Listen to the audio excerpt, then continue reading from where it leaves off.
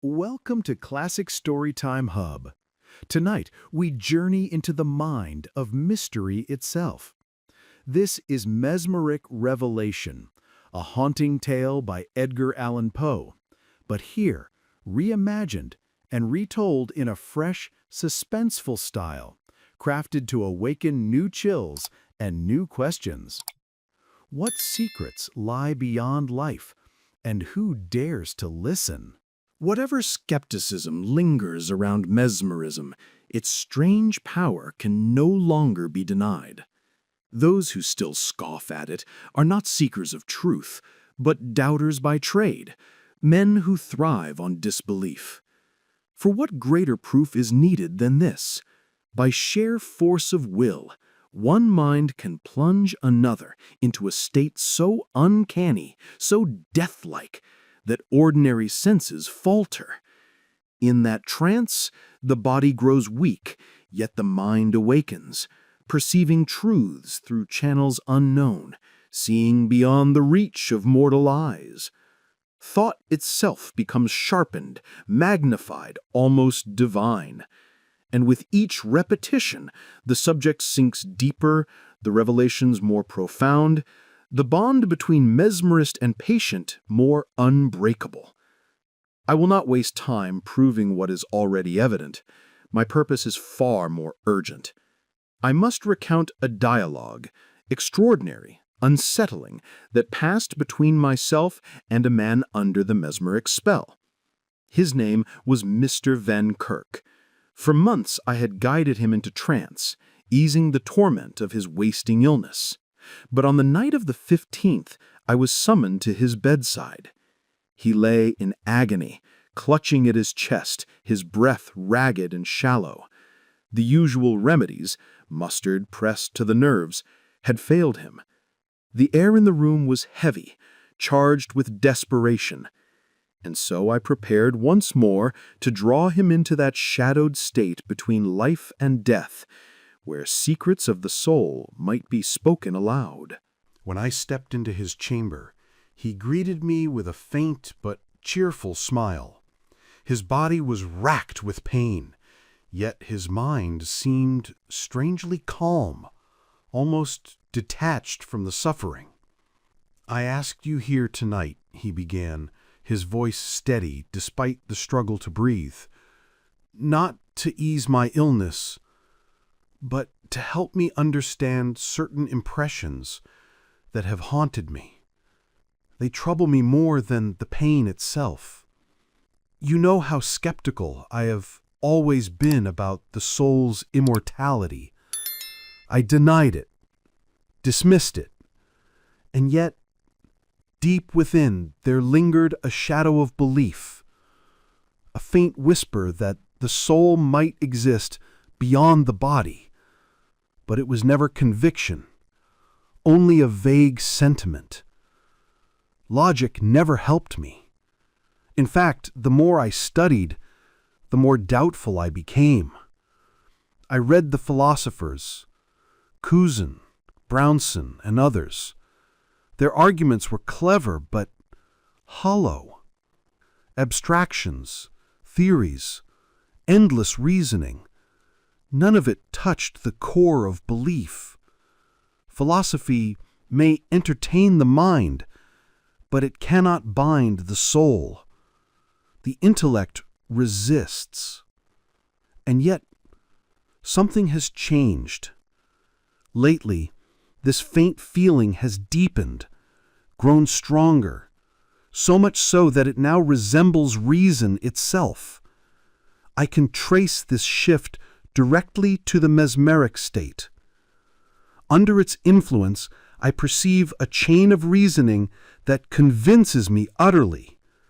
But when I return to my normal condition, the reasoning fades, leaving only the echo of conviction. In trance, cause and effect stand together, clear, undeniable. Awake, the cause vanishes, and only fragments of the effect remain. The patient's breathing eased as the trance deepened. His body lay still, but his voice carried a strange clarity, as though speaking from the threshold of another world. P. Are you asleep? V. Yes, though I wish to sink deeper. P. And now? V. Yes. P. Tell me, how will your illness end? V. After a long pause, I must die. P. Does the thought of death trouble you? V. Quickly. No, no. P. Do you welcome it? V. If I were awake, I would long for death. But here, in this state, it matters little. Mesmerism lies so close to death that I am content. P. Explain yourself, Mr. Van Kirk. V. I will try, but your questions are not the right ones. P. Then guide me. Where should I begin? V. His tone hushed, reverent. You know the beginning is God. P. What then is God? V. Hesitating. I cannot say. P. Is he not spirit? V. When awake, I thought I understood that word, but now it feels empty, like truth or beauty, a quality, not a thing. P. Is God immaterial? V. There is no such thing as immateriality. It is only a word. What is not matter is nothing, unless qualities themselves are things. P. Then, is God matter? V. Firmly, startling me. No. P. What then is he? V. His voice trembling, as though touching a secret too vast to name. He is the source, beyond matter, beyond spirit, the origin from which all flows. The patient stirred faintly, his voice low and uncertain, as though speaking from a place beyond ordinary thought. V. It is difficult to explain. He is not spirit, for he exists, nor is he matter as you understand it. There are layers of matter unknown to man, the coarse driving the fine permeating the coarse. The air moves the electric force, and the electric force threads through the air. These layers grow ever more subtle until we reach a state beyond particles, indivisible, unified. In that realm, the laws of motion change. This ultimate matter does not simply permeate all things, it drives all things and contains all things within itself. That matter is God. What men call thought is this matter in motion. P. Philosophers claim that all action reduces to motion and thought, with thought as the origin of motion. V. Yes, and here lies the confusion. Motion is the act of mind, not of thought. God, the unparticled matter, at rest, is what men call mind. Its power of self-movement, like human will, comes from its unity and its presence everywhere. How this is so, I cannot know, but when this matter stirs itself by its own law, that stirring is thought. P. Can you describe this unparticled matter more precisely? V. Consider the things men know: metal, wood, water, air, gas, heat, electricity, the ether of light. All are called matter, yet the gulf between a block of iron and the ether is vast. When we reach the ether, we are tempted to call it spirit or nothingness. What restrains us is the idea of atoms, of solidity, even in infinite smallness. but beyond that lies the unparticled. The patient's voice grew faint, yet carried a strange authority, as though unveiling truths hidden from ordinary minds. V. If you strip away the idea of atoms, the ether itself dissolves. Without particles, it ceases to be matter as you know it. For lack of a better word, you might call it spirit. But take one step further. Imagine a substance even rarer than ether, as ether is rarer than iron, and you reach a state beyond all dogma, a single, unified mass. At that point, the spaces between atoms vanish. The mass fuses, indivisible, absolute. And though it resembles what men call spirit, it is still matter, matter in its purest form. Spirit is an illusion. What we think of as spirit is only matter refined beyond comprehension. P. But surely there is an objection. If matter coalesces absolutely, it becomes infinitely dense. Yet the stars move through space with almost no resistance. Even Newton overlooked this. If ether were truly solid, it would halt the heavens more effectively than iron. V. With sudden clarity. Your objection collapses as easily as it appears. Whether the star moves through ether or ether moves through the star, the effect is the same. Astronomers have long puzzled over the slowing of comets, reconciling it with the idea of ether. But no matter how rare they imagine it, such ether would bring the universe to a halt in far less time than they admit. Their error lies not in the stars, but in their own misunderstanding. The patient's voice trembled, yet carried a strange conviction, as though unveiling truths forbidden to ordinary minds. But in all this claim that matter itself is God, do you not risk irreverence? Why should matter be less sacred than mind? The matter I speak of is, in every respect, the same as what philosophers call spirit. God, with all the powers attributed to spirit, is simply the perfection of matter. Then you assert that this ultimate matter, when in motion, is thought? Yes. In its vastness, this motion is the universal thought of the universal mind, and that thought creates. Every created thing is but a thought of God. You say, in general. Indeed, the universal mind is God, but to form new individual beings, matter is required. Yet you now speak of mind and matter as the metaphysicians do. Only to avoid confusion, when I say mind, I mean the unparticled, ultimate matter. When I say matter, I mean everything else. You were saying that matter is necessary for individuality. Yes, for mind, existing without form, is simply God. To create individual thinking beings, portions of the divine mind had to be clothed in matter. Thus man is made distinct. Stripped of the body, he would be God again. The motion of these incarnated fragments is human thought. The motion of the whole is divine thought. Then you claim that once freed from the body, man becomes God. No. That would be absurd.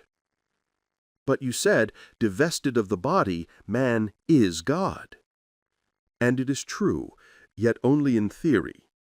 Man without the body would lose individuality, merging back into the source. But this can never truly happen. God's thoughts cannot be undone. Man is a creature, and creatures are irrevocable. To imagine otherwise is to imagine God acting against himself, a futile impossibility. The patient's voice grew faint, yet carried a strange calm, as though he were already halfway beyond the grave. I do not understand. You say man will never shed the body? I say he will never be without one. There are two bodies, the rudimental and the complete. Think of the worm and the butterfly. What you call death is only the painful transformation. This life is preparation, temporary. The next is perfected, eternal. That is the true design. But we can see the worms change with our own eyes. Yes, we can, but the worm cannot. Our present body is built of matter our senses can perceive, but the ultimate body is made of matter beyond our senses. When death comes, we see only the shell that decays, not the inner form that survives. That inner form is visible only to those who already live in the ultimate state. You have often said the mesmeric trance resembles death. How so? It resembles not death, but the ultimate life. In trance, the senses of this rudimental body fall silent. I perceive directly, without organs, through the medium I shall use in the perfected state. Unorganized? Yes. Organs are tools designed to connect us with certain forms of matter while excluding others. They belong only to this preparatory life. In the ultimate life, there are no organs. Comprehension is unlimited, save for one mystery, the will of God, the motion of the unparticled matter. Imagine, if you can, a body that is pure brain. It is not so, but such an image may bring you close to understanding. As light stirs the ether, so the ultimate body vibrates with truth. The patient's voice grew distant, as though echoing from the vastness of space itself. Perception begins with vibration. Light strikes the eye. The retina trembles. The nerve carries the signal to the brain. The brain, in turn, stirs the unparticled matter that permeates it. That motion is thought, the first ripple of awareness. This is how the mind, or the rudimental life, touches the external world, but it is limited, confined by the organs of the body. In the ultimate life, there are no organs. The whole body, substance akin to pure brain, vibrates directly with a rarer ether than even light itself. Through this ether, perception becomes nearly limitless. Organs are cages, meant only to hold us until we are ready to fly. You speak of rudimental beings. Are there others besides man? Yes.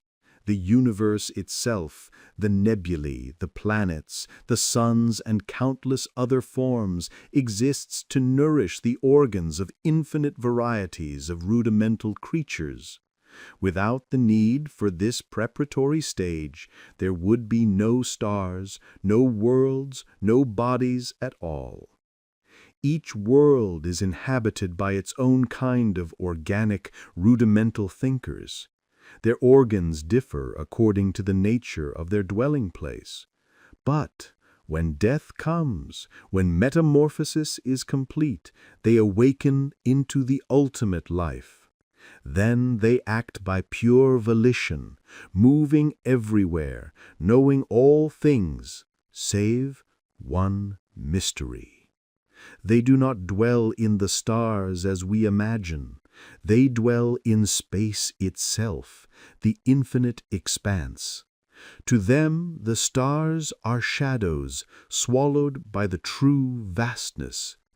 Angels perceive the stars as nothing, erased by the immensity of space.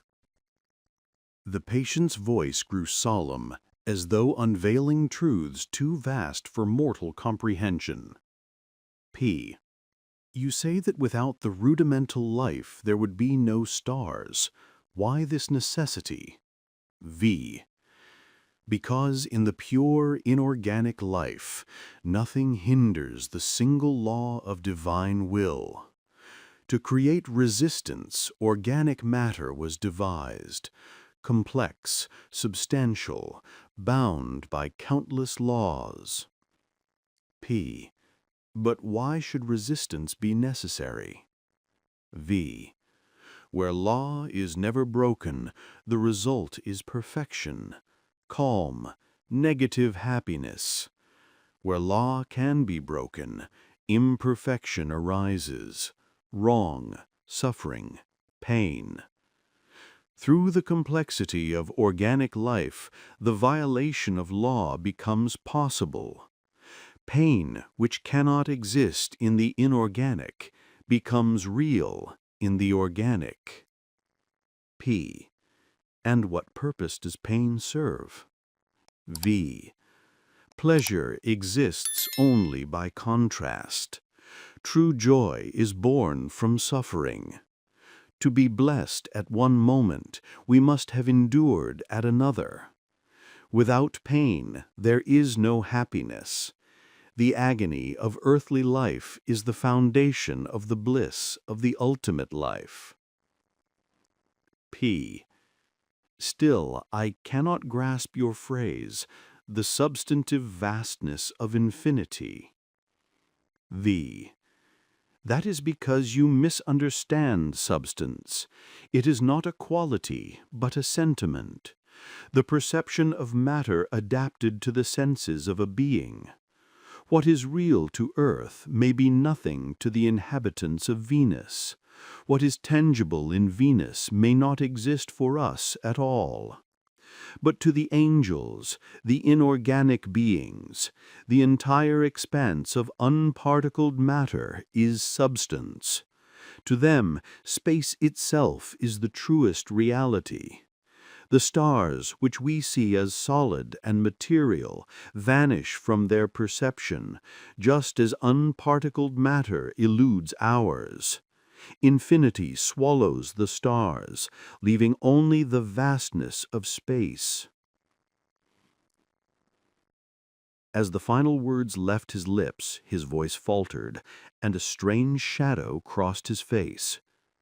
Alarmed, I broke the trance at once. He opened his eyes, and for a fleeting instant a radiant smile lit his features. Bright, serene, almost triumphant. Then, without a sound, he sank back upon the pillow. His breath ceased. Within moments, his body hardened with unnatural swiftness. His brow colder than ice, his frame rigid as stone. Death had claimed him with a suddenness that defied nature, as though the hand of Azrael had pressed upon him long before I stirred him awake.